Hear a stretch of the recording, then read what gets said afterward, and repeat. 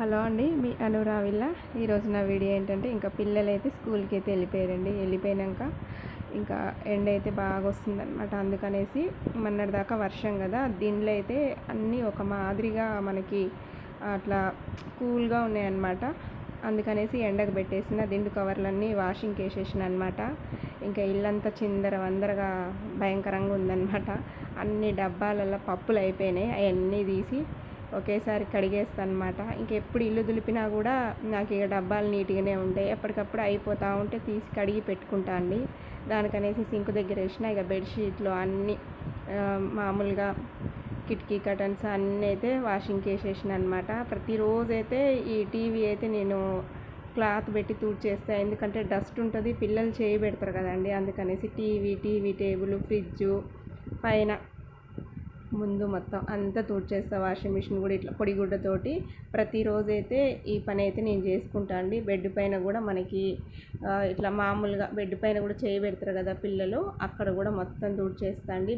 Bedsheet వేసే కాడ కాకుండా పైన అనమాట. ఆ తర్వాత ఇగో బెడ్షీట్లు అన్నీ పిండేసిన, కర్టన్స్ అన్నీ పిండేసినండి. అస్సలకి తీరికే లేదు, కూర్చునేదే లేదనమాట. మ్యాట్లు కూడా ఇక ఇల్లు తుడుస్తా అని చెప్పేసి మొత్తం వాష్ చేసేసిన. ఎందుకంటే వర్షం మళ్ళీ మొదలైందంటే కష్టాలు తప్పవన్నమాట.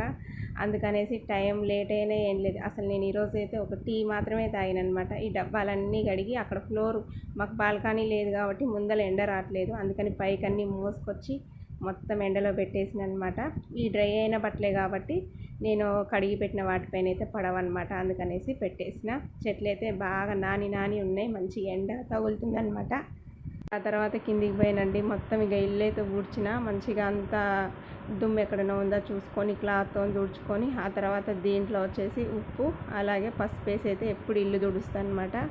మొత్తం అయితే ఇంకా ఇల్లు అయితే తుడిచేసినండి. అందాకైతే ఒక నార్మల్ బెడ్షీట్ అయితే వేసిన. 2 బెడ్షీట్లు ఉండేనండి. ఆ బెడ్షీట్ ఒకటి చినిగిందనమాట. మా పిల్లలు దాన్ని ఇంకింత ఎడలపు చేసేసరికి అన్ని ముక్కలు చేసేసి ఇక ఇంట్లో మన దుమ్ము తుడచడానికి అయితే కట్ చేసి పెట్టేసిన. ఇంకో బెడ్షీట్ అయితే తీసుకోవాలండి.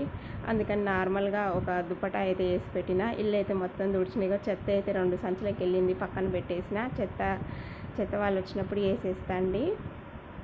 ఇక పని కూడా మొత్తం అయిపోయిందండి. అన్ని డబ్బాలు తోమేసరికి నాకైతే నడుము చక్కగా అయిందనమాట. 2 ఆపరేషన్లు అయినాయి పిల్లలకి. నార్మల్ డెలివరీ కాదు.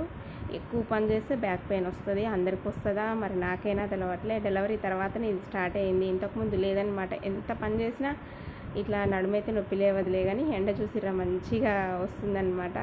కాకపోతే ఎండ ఇక రేపటి నుంచి వస్తుందో రాదో అని భయంతో అన్నీ చేసేసుకున్నాను అనమాట.